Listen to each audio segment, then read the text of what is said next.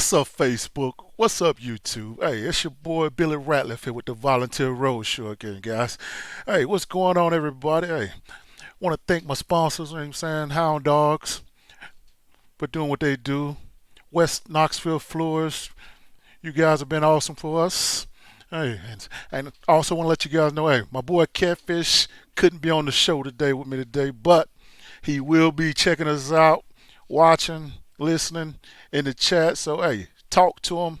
He will respond to you guys, man. Hey, we got a lot of good things today, man. A special guest.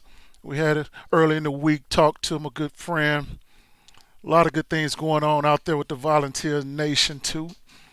And also, hey, want to congratulate my homegirl, Carol Lawson. Hey, she got picked up, hired by the Boston Celtics. Hey, she up there with my boy Grant, the 4-0 representing out there.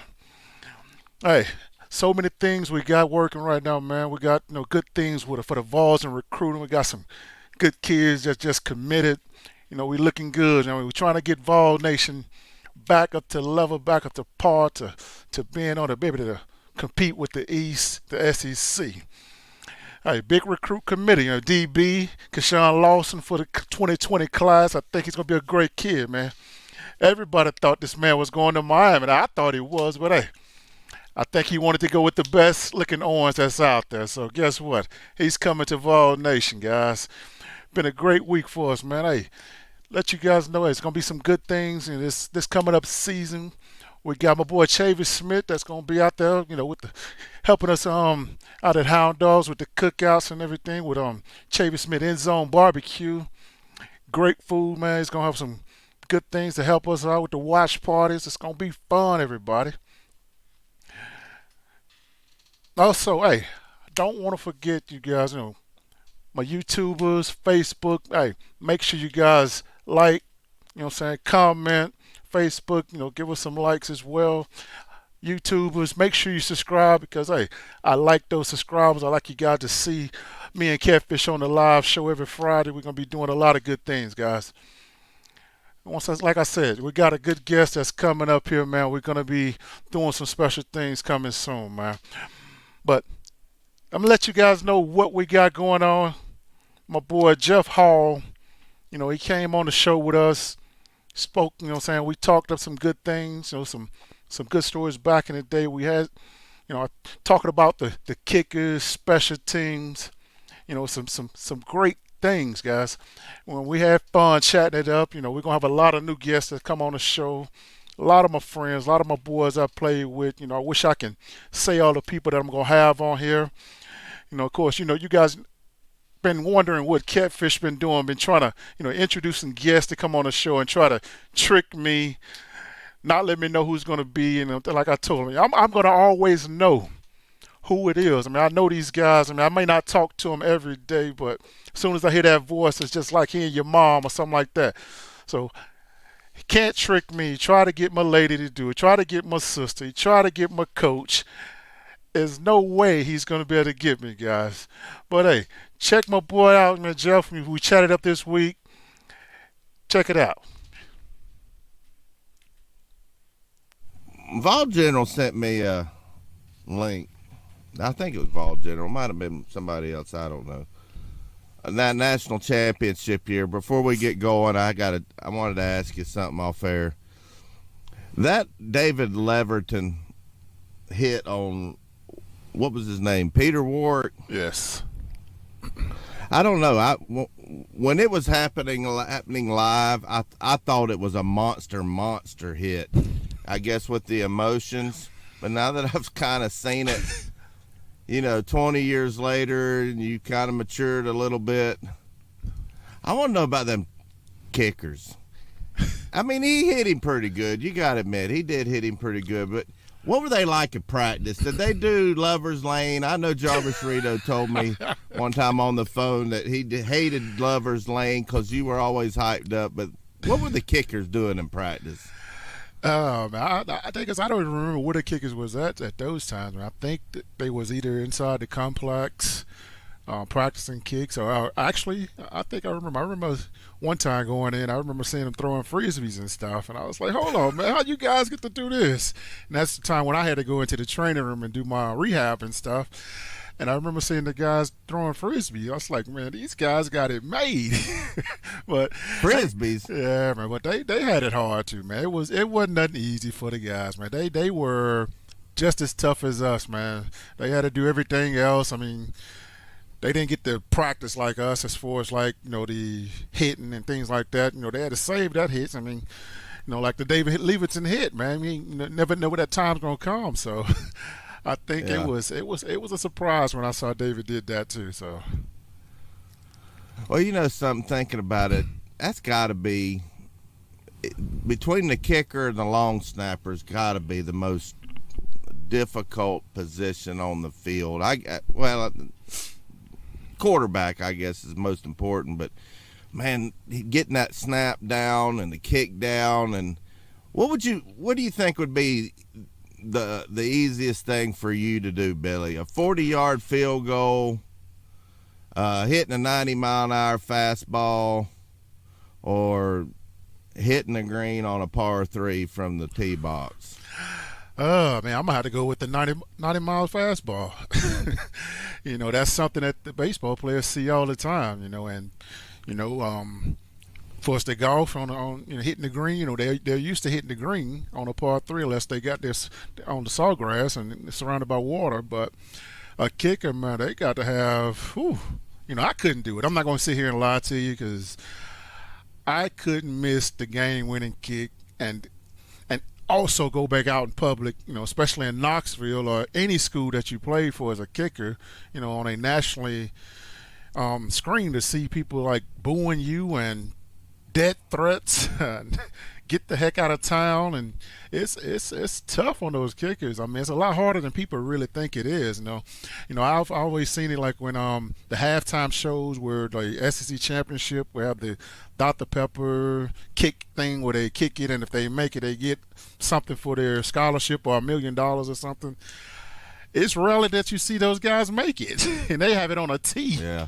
These guys got to have it on a tee with someone holding it and still got to kick it 40 yards into the upright, and it's not easy. I mean, I used to think it was until I actually tried to do it myself before, and I'm like, how the heck these guys kick this ball off the side of their foot or with the tip of their toe or something? I couldn't do it either way, so it's a tough situation for those kickers out there, man. Do you think you could kick a field goal, a 20-yarder, Bobby, I don't. 15-yarder? I might be able to do 15, 20 yards, but anything beyond that, I'm thinking it's going to be tough. I mean, the extra point will probably be the only one I may be able to make, but depend on what angle that thing's sitting on. I'm going to tell you right now, I don't think I can make an extra point. I just don't think. You buddy Jeff Hall, how much do you think he could bench press back in the day? Ooh, man, I'm trying to. What did the kickers? I'm trying to think of those numbers. You're going to make me bring out my cheat sheet and see if they had on the wall of fame up there. Let's see here. Yeah, old Ron Green posted something on Facebook. Yeah, I don't know. I don't remember. About man. all the record holders. Who was the record holder for kickers? Leverton? I don't remember, man. That's going to have to be a Jeff Hall question there, man, because I know he knows who had those records. I mean, playing the position and getting those long diverticers and all those things. I know he remember those numbers. Yeah, we're going to have to get Jeff Hall on the show one of these days. Oh, well, anyway, we've got a guest here, Billy. One of your old teammates. I've been trying to surprise you for a long time, and I got you with your sister last week. I got you on that one. You got me. But I mean, soon as I heard, I knew exactly who it was. So it was an easy guess for me, but it was a surprise to me, man. So as far as the element of getting me, of not knowing who I'm talking to, you never will get me, Bobby. All right, special guest, go ahead and introduce yourself to the Volunteer Roadshow and Billy Ratliff. Billy, good morning. Good morning. Good morning. What's going on, my man? All right, so door number 1 is David Leverton. Door number 2 is Benson Scott. Door number 3 is Jeff Hall. Oh, now that's easy too, man. Hey, the best man would never put himself last unless he was trying to surprise somebody. The number one and only, the best kicker that ever come through the volunteer world. Come on now, Jeff. You can't do it like that, man. He already done told to Well, spill look, the man, beans by talking about the show already. Come on, this is too easy, Bobby. Come on, my man. Jeff, how you doing, man? I'm great. What if I would have said like Dustin Colquitt? Oh, man. Hey. Whew. Then I would have thrown you for a loop then. Now, I mean, that's to me still no comparison, man. I mean, I still say you got the leg, man. That's gonna be hard to beat, man. Too many big games on the line for you to not even say that you're the top of the list for the Vols, man. Too many. You saved our tails too many games. Let me just say this. I don't know who had the bench record at UT, but for a while I did have the squat record. Okay. And I will confirm, I don't recall ever throwing a Frisbee in the complex. Hey, I was serious, man. I remember everybody. Who was it out there? I remember Louder Milk was out there. Yes. Larry Binion. I remember him. I remember these guys, man. Oh, man. I was like, hold on. How y'all throwing Frisbees? Yeah, I don't recall a Frisbee. I'm not saying they didn't do it, but I'm just saying I don't remember it myself. Oh, man, those were the good old days, man. I mean, Jeff, what's going on, man? How you doing these days, man? I am doing well. I'm doing well. I just here in Knoxville working. Got some meetings today, so thankfully Bobby got in touch with me and told me what y'all were doing. I thought, yeah, I want to be a part of that. So so this is neat. I'm glad to be on the phone with you this morning. Man, I'm thank you for even being on the show, man. This is amazing, man. Trying to get some of the old school guys back on in and try to share some of our stories we went through, and hard times, good times, and how blessed we was just to make it through the University of Tennessee. And just tell me this, man. What do you think the Vols gonna look like this year, man? How you think my boys gonna look over there on the hill, man? Well, I think the offensive line is going to be a little bit better. I think they're going to be younger, but they'll be on a steep learning curve, so they're going to have to learn quickly. I think the defense is just going to continue to get better and better because you've got head coaches, a D coordinator, and I don't know if you've been over to any scrimmages or practices, but I went to a scrimmage last year. It was really odd seeing your head coach on the defensive side line during a scrimmage. That was interesting.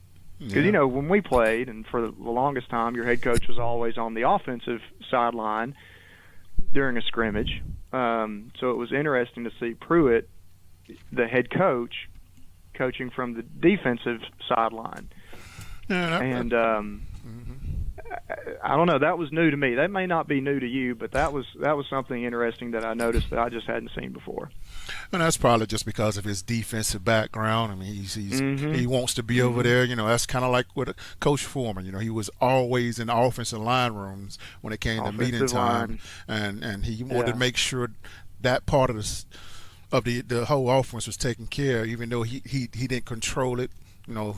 Those coaches took care of their business, and I think Coach Pruitt was doing the same thing on being on the defensive side of the ball over there to just make sure those guys are actually practicing what he's taught them to do to these kids. So that's probably why he was over there. I mean, I think this year you may not see him over there as much as he was last year because of the offense and defensive coordinator, but I still think you'll see him a little bit just because that's still his baby. So he's going to make sure it's protected. Yeah, I wonder if him growing up under the Saban coaching tree, if you will, I wonder if Muschamp does that. I wonder if Kirby does that. Because Saban's more of a defensive guy too, so I'm wondering if that's part of that coaching tree, that Saban coaching tree mentality, and what they do. I don't know. I've never been to a practice or a scrimmage at some of those other schools, but yeah, I'm excited. I mean, what do they always say? Offense sells tickets, defense wins championships. Oh man, right? That sounds right? So good. So, hey, Bobby, how many times have I said that? How many times have I said that? Hey, look, I may have kicked, but I'm an old. I know that the game begins and ends at the line of scrimmage, and I also know that based on, of course, my experience, my 4 years, and of course Billy's going to say the same thing. is defense won us championships. I mean, you got to have good players on the other side of the ball. They've got to be able to make plays, but there is nothing like breaking another team's will than when you make a goal line stand like we did at Auburn, or picking up a fumble against Arkansas and running it down the field. Obviously, the fumbles, the interceptions. I mean, that will just take it out of you quickly. So, I'm a big fan of having really, really good, sound defensive play. Well, I'll tell you this, Eddie, man. I mean, you have some big kick special games throughout our career at the University of Tennessee, man. But I still say, man, that the kick you did when we played Syracuse and won the ball game, I think that was one of the biggest kicks that I remember, because that was not an easy game. It was not even an easy place to even play inside of, because the Carrier Dome was a crazy place to play because of, it was called the Carrier Dome, but if you remember, it felt like we was out there in Arizona inside that dome. Well, thankfully, we'd been training down south in the heat and humidity. Yeah. So had we been practicing up north, somewhere a little bit cooler, that might be a little bit different. So I think we were pretty well conditioned for that game. The turf was a little challenging. Now just every other game's played on turf, but it, that.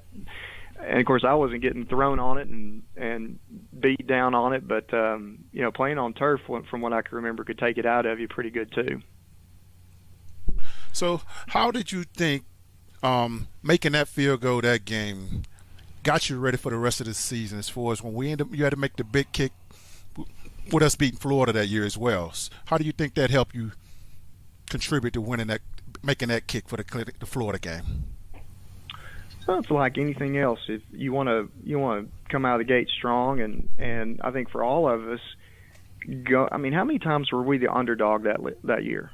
Were we 6-7 times? Yes. We were the underdog against Syracuse. We were the underdog, I think, maybe against Florida.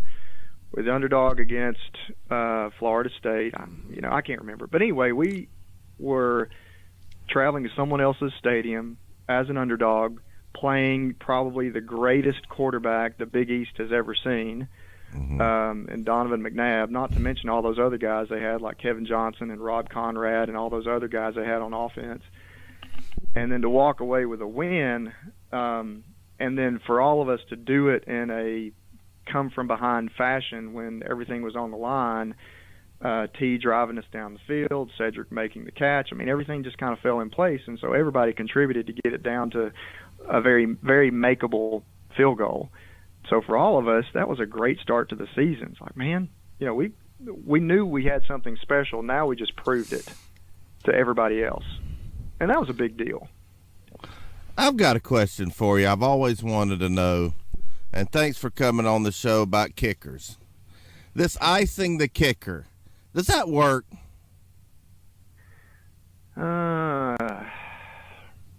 I don't know. I don't know if it does or not. There is something to be said for making somebody think about it for a while, because in kicking, kicking is an unnatural motion. The same way that golf is somewhat of an unnatural motion, and so many things athletically are just not natural movements. And so when folks that are good at those movements do them really, really well, they make it look natural, and it's instinctive. You've done it so much that it's just second nature. The problem is the mental side of it is you've done it for so long. It is instinctive, but then given time, sometimes you have a little bit to think about it. I've never seen any statistics. I don't know if there's anything out there where someone's kept track of when an opposing coach has called a timeout, what was the outcome of the field goal? Or when opposing coach didn't call a timeout, what was the outcome? I don't know. I've never seen those statistics. All I know, I didn't make all my kicks. I didn't make the longest kicks, but the thing I'm probably most proud of is that whenever the game was on the line, I always did make those kicks. And sometimes, especially at Syracuse, there was some, timeouts called. That happened at Syracuse. It happened in Georgia. My freshman year, the Florida kick was overtime. There was an extra point against Auburn in the SEC championship game in '97, so there wasn't a timeout called then. So my experience may be a little bit unique, but it didn't affect me one way or the other. I had kicks where coaches called timeout, and I had kicks where they didn't, and thankfully I made all of them. So long answer to a short question, I have no idea. Well, take us through. You just mentioned the Florida game in overtime. I remember that. I was there. I was one of the hoodlums that went on the field after the game. But you're in overtime, Jeff. Go back and take us through it. We didn't have a good possession on offense. I think it ended up being like a 40-yard field goal for you. Take us through what's going through your mind leading up to that kick when you know you're going to have to go out there and kick that field goal. It's not a chip shot. The whole world's watching you, and you're in overtime. What goes through your mind as a kicker? You don't really think about anything. You just relax, and you don't think about your follow through. You don't think about keeping your head down. You don't think about the snap or the hold or anything like that. It's just all needs to be second nature, so that when you get to that point, it's just, as I mentioned before, it's instinctive. And for me, I started doing my mental training for those types of situations when I was a freshman. Coach Former made me go see a professor there at UT, Dr. Craig Risberg, and Dr. Risberg was in the sports type mentality training, psychology type program, and he helped me know how to practice and train myself for the mental preparation, part of the game. And so from early on, I had a system where leading up to the game, every night I had some things that I did mentally, like practicing in my mind different types of situations, and what do I see, what do I hear, what do I smell, what's going on around me. And so when you get to that point where game time comes around, then you've already been there. And so you don't think about all that other stuff, that could go wrong. You just go out there and just do what you've done all week in practice, and all those times that you've thought about it and mentally prepared yourself. And because when you start thinking about stuff, that's when things start to go awry. I'm not much of a golfer. I'll play in a couple of scrambles each year. My buddies will tell you that if you see golf clubs in my hand, someone's raising money that day. So I just know, when talking to other people who are golfers, is there's so many little wrinkles that you can think about with your swing that it could really send you down the wrong path. Is my left arm straight? Am I turning my hip? Is my eye on the ball? All this other stuff that goes into hitting a golf ball. It's the same thing with kicking a football. If you start thinking about those little, technique things, those little wrinkles and nuances, then that's going to get you in trouble. Man, I thought all kickers played golf. I don't know why. Maybe that's a stereotype. You just think it's a natural. But if they're not playing frisbee, they should be out, hitting golf balls.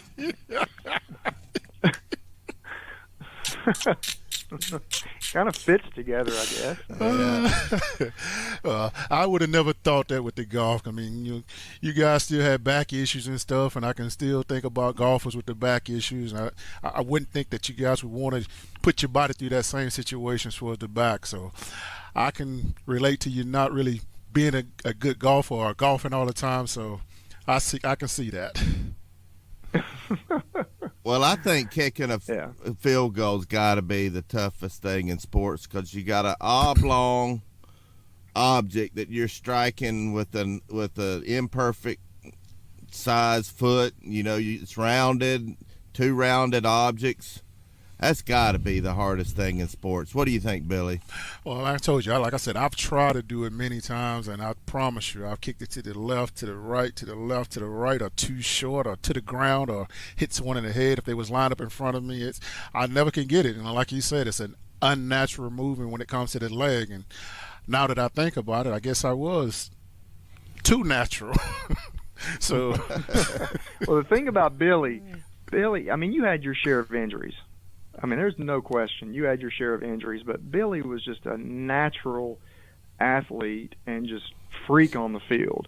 And with as many injuries as he struggled with, and not being able to maybe lift and run as push as the other guys that stayed healthy for an extended period of time, I mean, the guy destroyed it. I mean, he was not only naturally strong and naturally quick. I mean, he was just a naturally good, great athlete. So I don't think there's anything out there that Billy couldn't do. He could have probably taken my job if he wanted to. But I mean, that's just it. I mean, I think what I think is really hard. And maybe I'm crazy. And it's more of like if it happens in a game. I think returning punts is probably one of the most difficult things on the football field. I can see that too. I mean, catching the ball first, then trying to dodge all these guys that are trying to hit you. So, yeah. I guess I mean, I can see that too. I mean, that's probably why if it was me back there, I'd be fair catching every time. Or catching on a one hop, right? I'd just be letting it bounce. I tell you this, though, Jeff. I mean, you had a lot of special moments, man. People don't, they take that for granted with the kickers. That's something that Coach Fulmer he stressed on was special teams. Mm-hmm. That was one of the biggest part of our game plans. And people don't realize. I mean, even in practice, we practice special teams, and when I say, I don't know what you guys did inside when you was kicking the ball, but I knew you guys got a lot of reps. I knew that, but I still to this day, man, you guys, I couldn't do your job. I could, man. It's just too much for me, too mentally. I didn't want anybody giving me death threats and all these things. I can't even imagine someone missing the game-winning field goal.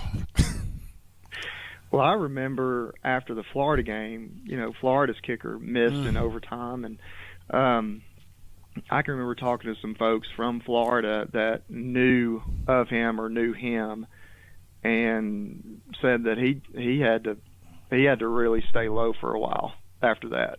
Oh, wow. And it's not like you laugh a little bit, but it's really not funny because that's true.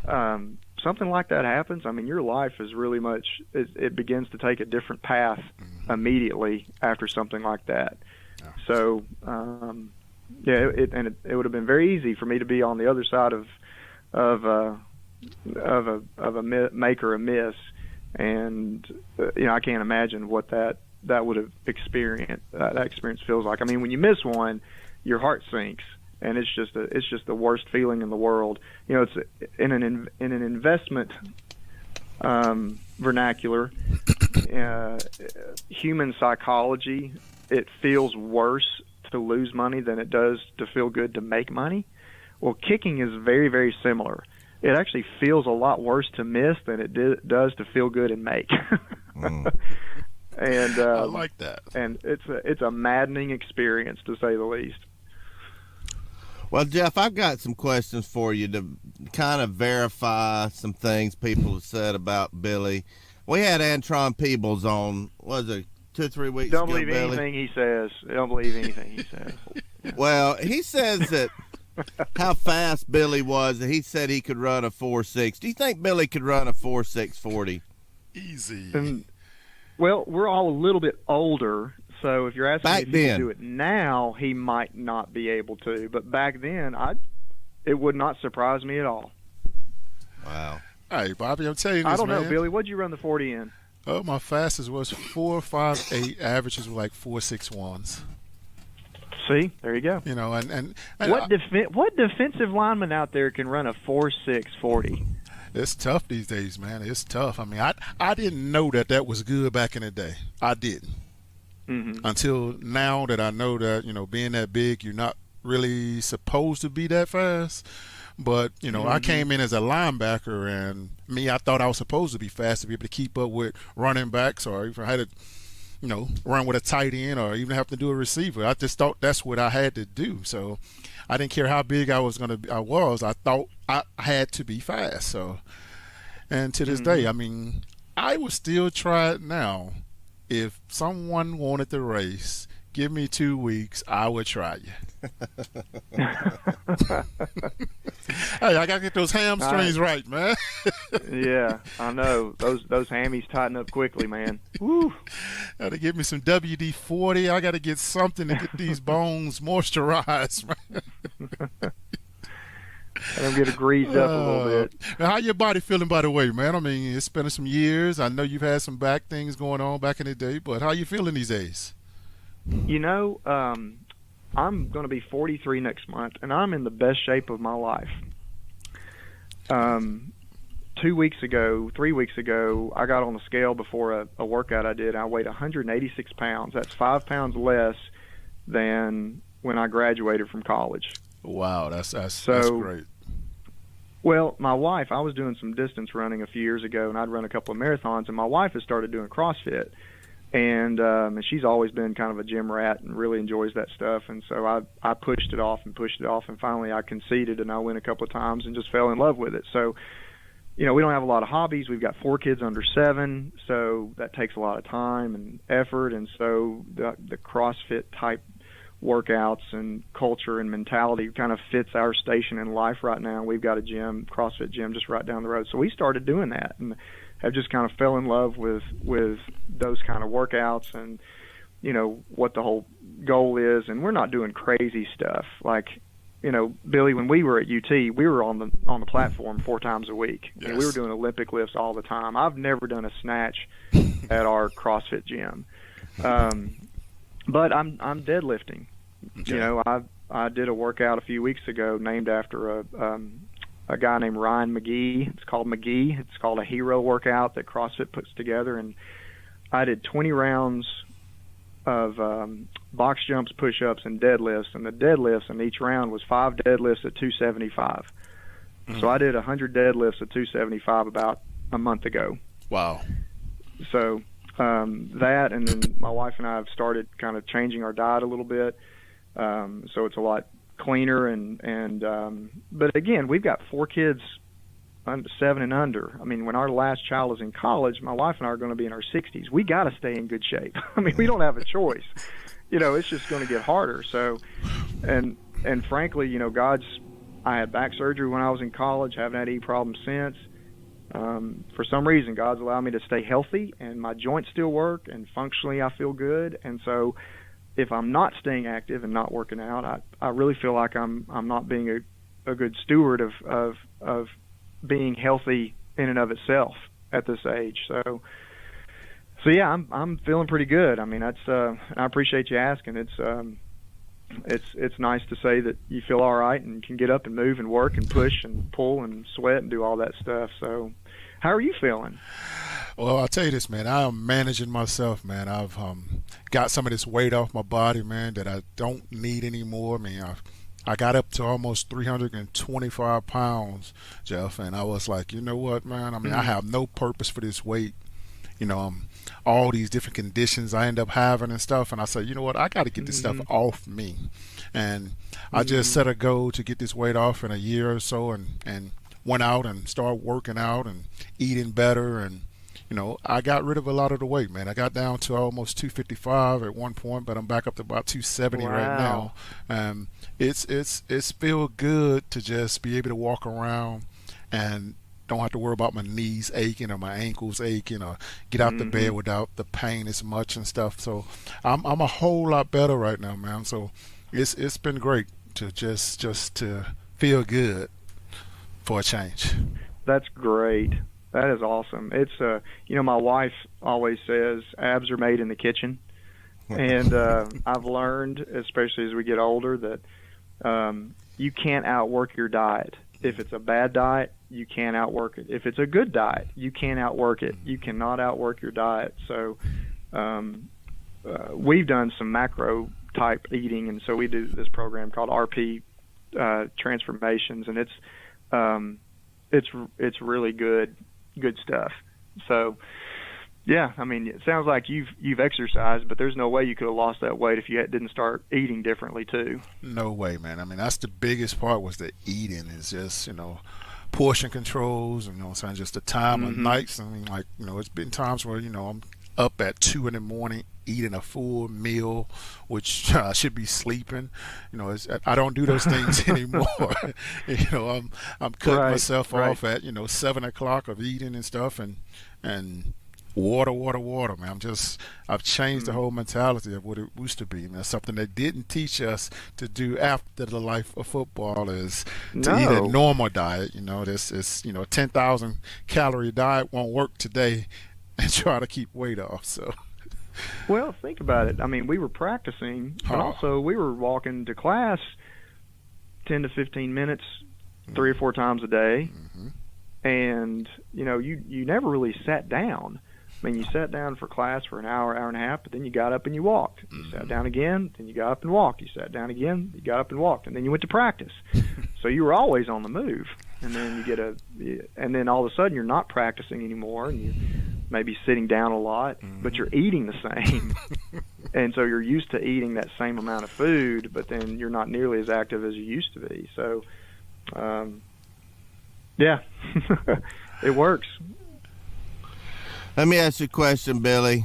What's your fondest memory or on or off the field of our special guest, Jeff Hall? Well, there's a lot of memories with Jeff, man. He's one of those guys that I remember when I came in as a freshman, and he was one of those guys that I got the nickname that was called Big Worm, and for the first time when he called me Big Worm, I was like, he can call me that too. and then,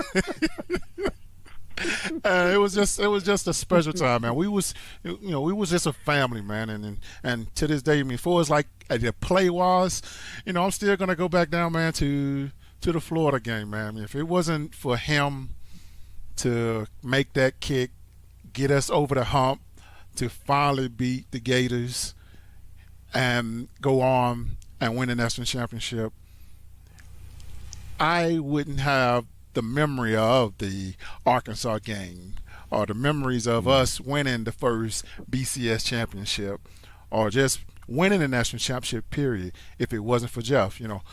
The kickers don't get enough acknowledgement or recognition like they should, but I give everybody the same amount of credit regardless who's my teammate is. I don't have a number one or number two. All these guys are flat level with me. I go to war with them any day, anytime, because I love each and every last one of them. But yeah, that was a special moment for me with Jeff, man.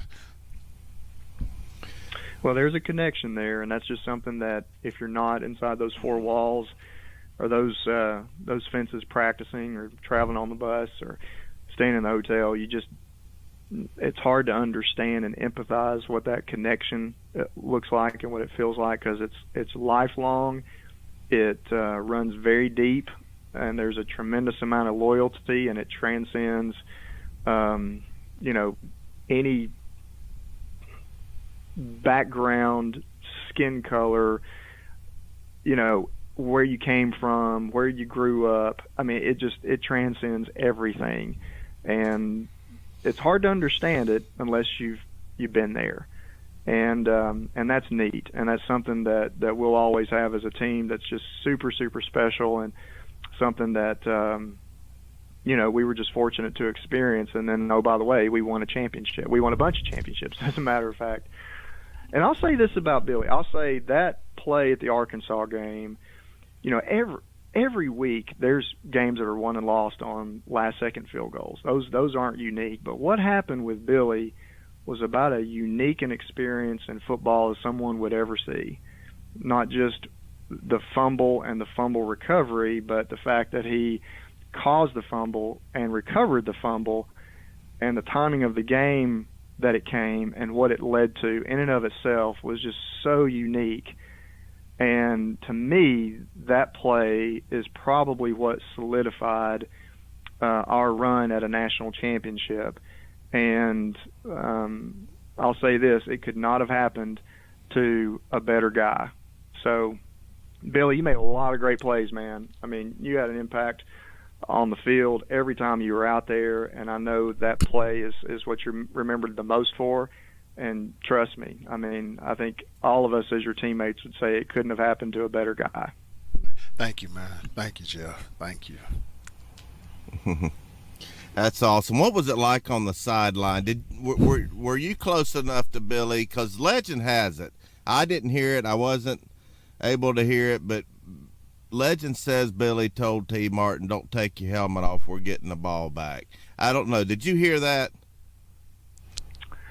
Well, you keep in mind you're talking to a kicker who is pretty anal and ornery and doesn't pay a lot of attention except for where the ball is and who's got it. And so I heard that story too.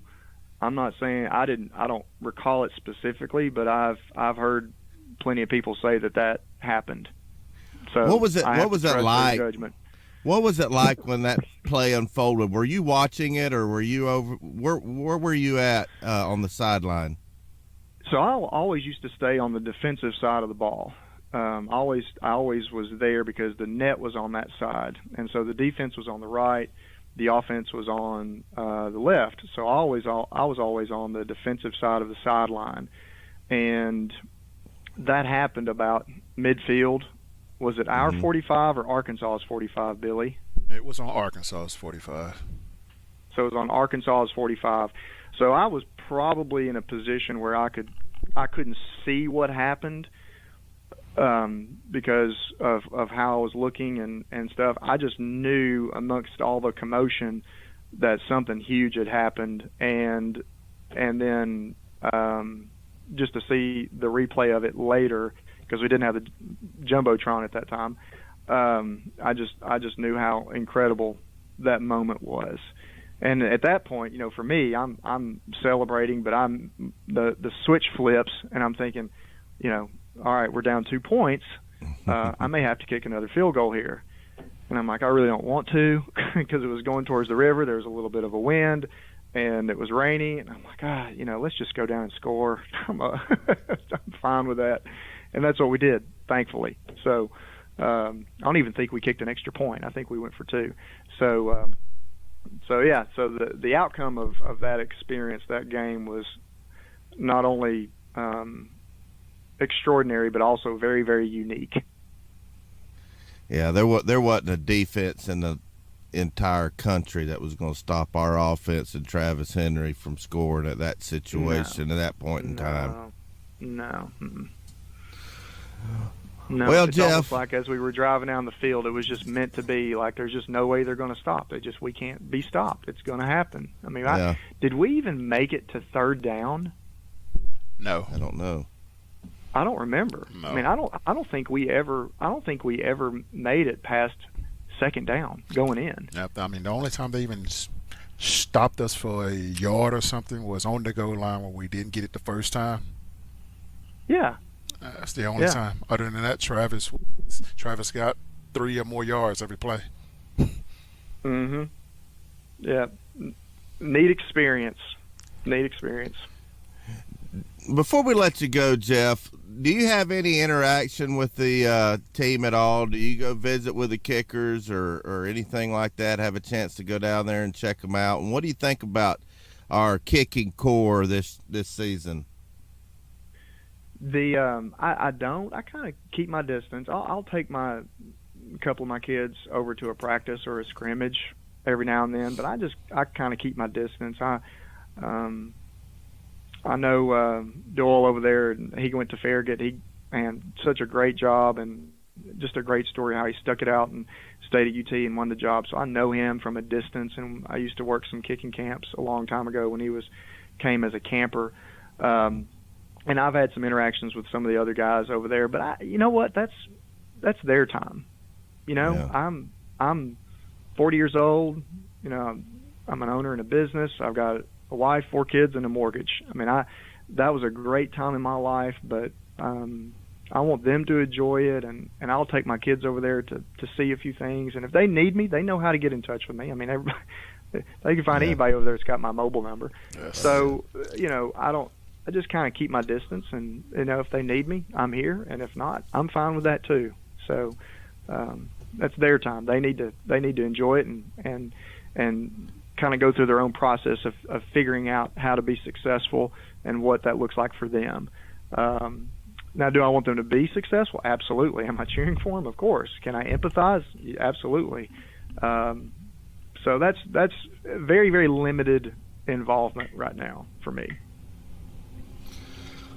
Well, that's awesome. I'm glad you came on the show. This is great. We've been having a great time doing this. I started this show about 1.5 years ago with a camera phone and a YouTube channel, and got Billy involved, and he's just been a natural, and he just loves interacting. We've had Fulmer on, we've had Antron on, and now Jeff Hall. And man, I tell you what, you're a legend at Tennessee, and I really appreciate you coming on the show. Well, it's my privilege, my pleasure. Glad to be a part of the group. Glad to talk to Billy. Billy, I love you. I have the fondest memories of you, and always love seeing you. And for a guy who's got the biggest, kindest, most pleasant smile you could ever imagine, boy, you didn't want to be with him on the football field, lined up across from him. Oh man, Jeff, man, hey, thank you, man. Love you too, man. Thank you for being on the show, man. Hopefully have you on the show again this season as well, man. I would love to. Can't wait to see you again. And Bobby, thanks for having me, and best of luck with the show. And Billy, we'll be seeing you soon, buddy. Football season's almost here, so yes, sir. We'll see you right around the corner. Yes, sir. All right, thank you, Jeff. All right, gentlemen. Y'all have a fantastic day. Thanks for having me on. All right. What do you think about that, Billy? Hey, that's a good one, man. Hey. Once again, you knew I was setting you up. You knew I was setting you up with that kicker stuff at the beginning, didn't you? Oh, man. I said, hold on, man. And then, of course, once he started narrowing down the different kickers, and I'm like, okay, now, okay. Then he said Benson. I said, hold on, why you say Benson? And then he came out with his. I said, oh, come on, Jeff, that's too easy, man. You got to make it a little bit harder. You might have to go and call Pat Summitt just so she can just say something and back from that and be like, okay, now I don't know who that is. That's not the Pat Summitt I know. Wait, when you said something about that Frisbee, he kind of took issue with that. I think he was playing Frisbee, though. I'm going to go with you, Billy. I trust you. Oh, man. I knew that was going to get him anyway.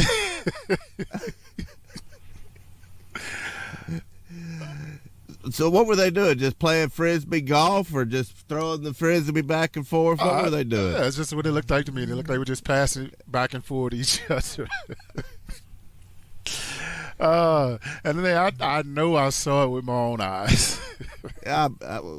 I got your back on that one. So, Jeff, I'm sure you're going to watch this. I will have to side with Billy. He's my partner. So hopefully we can get some of the other kickers that see the show and chime in the comments and see what they think about that. I tell you, I was surprised he wasn't a golfer. I thought all kickers were golfers. Man, I'm telling you, man, that golf deals with that back, and I mean, kickers typically have back issues. So I can't even imagine seeing kickers out there golfing unless they just doing it for business purposes. Yeah, one of the things I liked about what he said is he didn't think about it. Those pressured icing the kicker, he just didn't think about it. When he went out there against Florida and Syracuse, he just didn't think about it. It becomes second nature. I wonder how many kicks he'd had to make every day to get to that point.